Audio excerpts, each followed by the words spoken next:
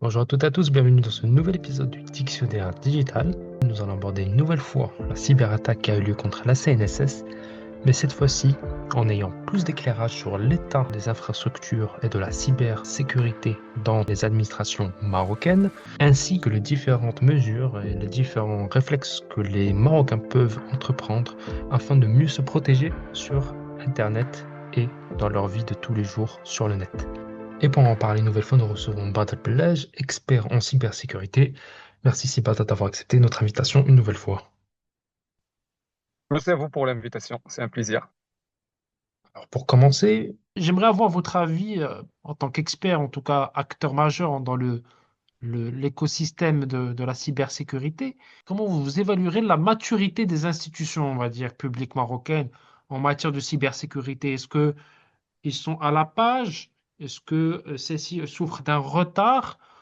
Je crois qu'on n'a pas une uniformité de niveau quand on parle d'établissement public. Le Maroc, il a mis en place une stratégie de cybersécurité 2030 et il a favorisé ce qu'on appelle les infrastructures sensibles, ou ce qu'on appelle importance vitale. C'est la banque centrale, c'est les instances qui sont hyper importantes. Ces gens-là, ils ont un niveau de sécurité, bien sûr, qui est très respectable. C'est-à-dire, vous n'allez pas entendre Banque Maghreb avoir ces données qui circulent dans un dark web. Ça, c'est loin de ça. C'est des gens qui ont une infrastructure qui est bien sécurisée, aussi pour d'autres instances. Mais d'autres, comme la CNSS ou quelques universités ou même des administrations publiques ou des agences, je crois que là, le niveau de sécurité, il est moins. Parce qu'on, bien sûr, on ne peut pas tout sécuriser. Déjà, cette stratégie, elle est naissante. On parle de 2012 ou même 2014, donc c'est 10 ans.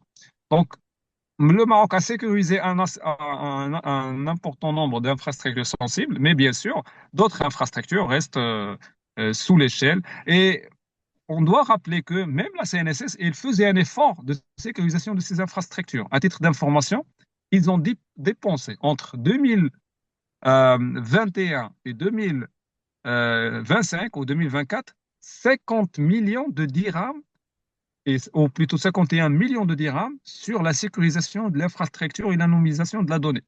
Ça aussi, on doit bien sûr étudier pourquoi avec tout cet investissement, et on a eu cette défaillance.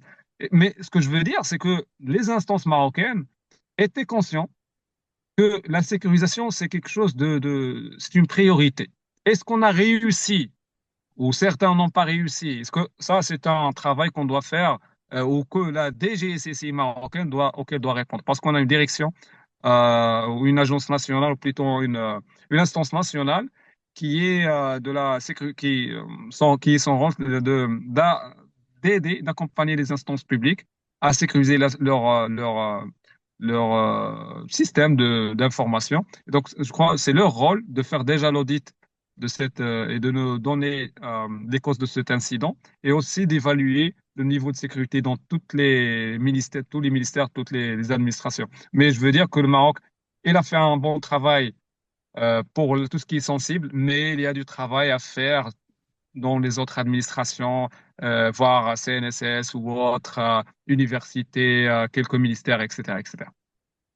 Alors, je voudrais aborder avec vous un autre aspect, cette fois-ci plus du côté, on va dire, de l'utilisateur, l'utilisateur de la CNSS qui voit, on va dire, sa vie un peu plus privée dévoilée en public. Qu'est-ce qu'il peut faire ou qu'est-ce qu'il doit faire finalement?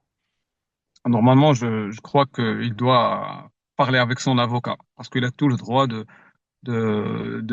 bien sûr, de protéger ses droits et même s'il y a en cas de dégâts, parce qu'il y a des gens qui ont été vraiment, qui ont vécu de mauvaises situations, qui ont même avoir leur intérêt dommagé avec cette information. Donc, je ne suis pas un expert dans tout ce qui est juridique, mais je crois qu'ils doivent faire appel à un avocat pour défendre leur intérêt, dans le cas, bien sûr, où il est possible déjà, il faut savoir que la divulgation de la donnée, et c'est une infraction de la loi 0809 qui protège l'information personnelle.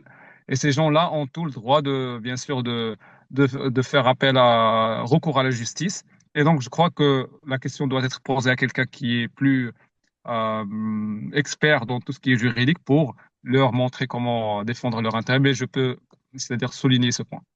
Juste une petite précision, je sais que vous n'êtes pas expert dans le domaine, mais vous dites prendre un avocat, mais donc c'est pour en tout cas amener une action légale, mais contre qui?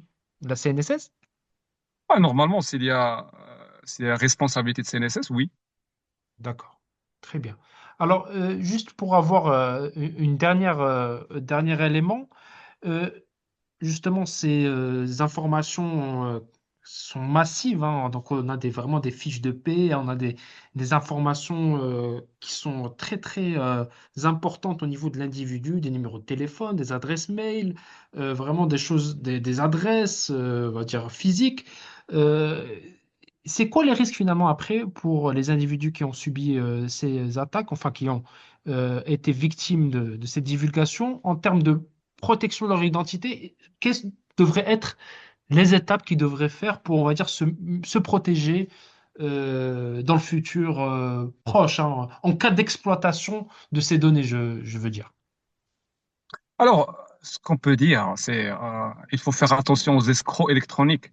Actuellement, il y a une. Déjà, ces informations, les hackers les vendent parce qu'il y a des escrocs qui vont les exploiter. Là, ils vont l'exploiter gratos. Donc là, il y a un danger que vous seriez contacté par quelqu'un qui va se passer pour votre banque. Il va vous dire votre compte, votre RIB, votre maison, et il va réutiliser cette donnée pour créer de la confiance et vous, bien sûr, vous tromper. Donc il faut faire attention à ce que ces données vont être utilisées contre ces gens. Donc ça, c'est le grand danger.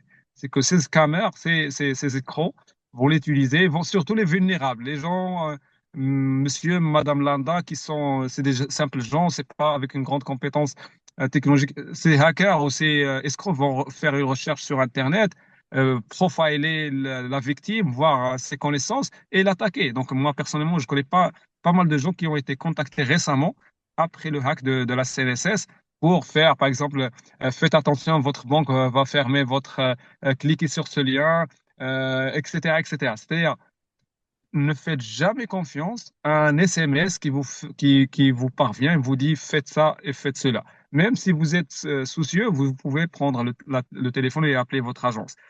Donc, c'est ça le grand danger. Mais comment on va faire avec les données? Les données sont divulguées. On ne peut pas changer de nom, d'adresse, de RIB, etc. Donc, donc on est devant un problème réel, mais il faut quand même se protéger. On ne doit pas faire confiance à ces gens-là qui vont nous appeler. C'est pas, ne faites jamais confiance à un SMS qui vous dit cliquez sur quelque chose ou changez votre mot de passe. Donc, il faut quand même être très vigilant, surtout avec la disponibilité malheureusement de nos données personnelles. Merci, si Blaise, pour tous ces conseils et tous ces éclairages. Ah, marhaba, avec plaisir. Merci à toutes et à tous d'avoir suivi ce nouvel épisode du Dictionnaire digital. À bientôt.